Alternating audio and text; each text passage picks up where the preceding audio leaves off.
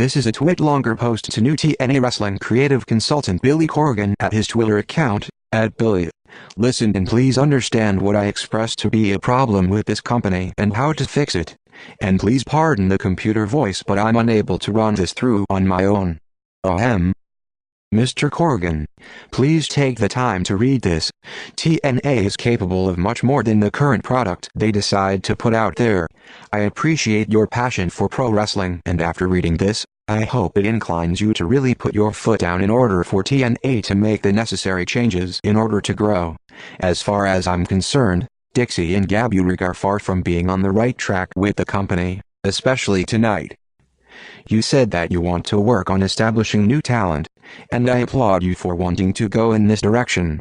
Products have to be fresh and new in order to evolve. Broadcast networks pick up TV shows and cancel them once they lose steam in favor of newer shows.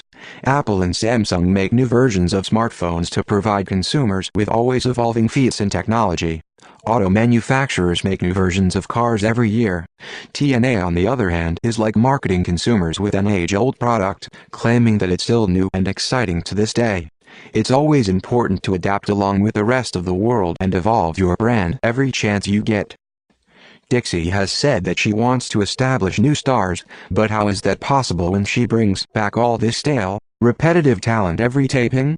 Since the beginning of 2014, they brought back over 20 former TNA stars as full-time talent again, being put in the same opportunities from years ago. Dixie has hoped that these recycled talents would increase viewership, when the complete opposite has happened, to none of my surprise. These people have not increased viewership. These people have not put butts in seats. They keep creating problems which they are always under the impression of being solutions. Dixie and Gaburik have generally made poor choices with the company in the past year and a half, considering that they used to be a bigger company with a bigger fan base. 80%. That's the percentage of TNA's peak viewership that they lost since 2010. Think about it.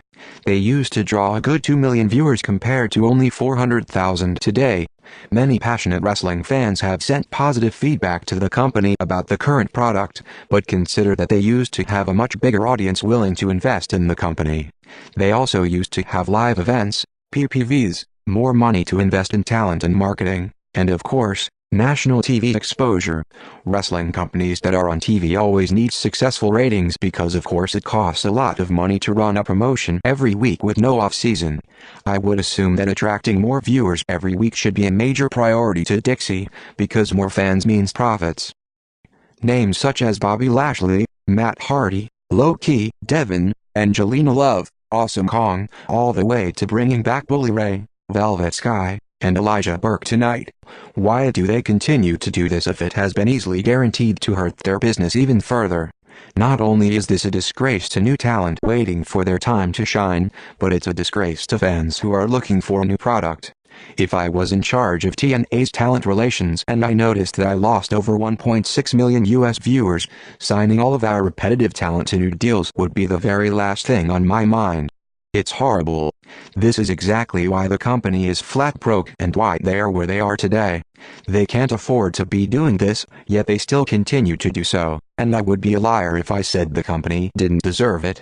Bad decisions lead to bad results. Last year, they hosted a house show featuring Kurt Angle, the Hardy Boys, Team 3D, Samoa Joe, Gail Kim, possibly the biggest names imaginable they could get a hold of, yet they only drew about 200 fans. It has cost the promotion an arm and a leg. Why have many fans stopped watching and attending shows, you ask? Simply because they're not seeing anything different from what they have seen years ago. Instead of the same talent feuding with the same opponents and going after the same titles from ages ago, fans could be watching new talent on a path to their goals progressing on the show. But instead, they give the spotlight back to talent that have gotten the spotlight for years. They're not doing anything to make fans go out of their way to obtain the means to watch Impact Wrestling. And that's the thing. We've seen rivalries like Awesome Kong vs. Gail Kim happening in 2007. This is part of a compelling, must-see product today. People are not interested in ordering a premium cable package to see feuds they used to see on free TV.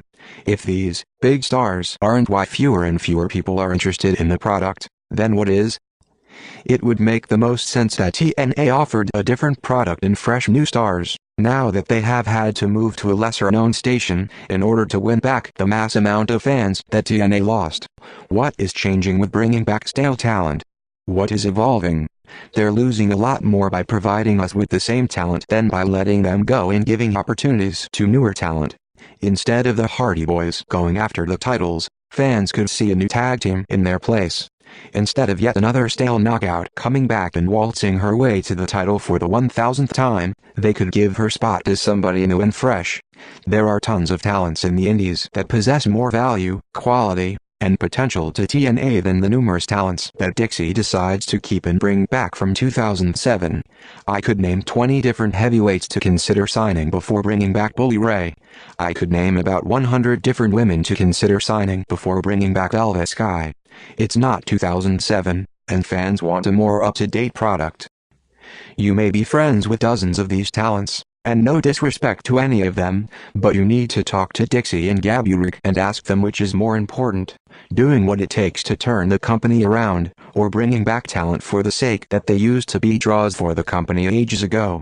They are more than capable of providing a more exciting product to more people today, except they refuse to utilize the proper resources necessary for this exciting product to take off.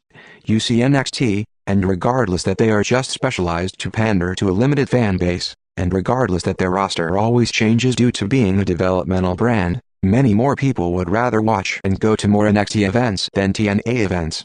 Dixie and Gaburik only seem to want to cling on to the 20% of fans that still watch rather than try regaining that other 80%, and that obviously isn't a good strategy, not when you really need those viewers back, not when you have no place else to go but Destination America. TNA does indeed have exciting talent such as Ethan, Spud, Havoc, the Wolves, but it should be that time where it's their turn to steer the chariot instead of spotlights yet again moving away from them. They always say that they want to use old talent to put over new talent, but that is never the case. They had a plethora of talent come and go after a year or less. Could you imagine where Seth Rollins, Dean Ambrose, Roman Reigns, Neville, and Paige would be today if WWE decided to bring back former talent all the time? With that being said, I hope you have a great vision to provide this company with brand new material that is fruitful to fresh exciting talent as well as viewers. There is nothing that this company needs more, especially with their recent financial troubles. I find it very important for you to play a huge part in overhauling the promotion for the better. They can't afford to be keeping up this current direction. I hope this has helped you understand what needs to be done in order for business to improve. Regards. Backup 368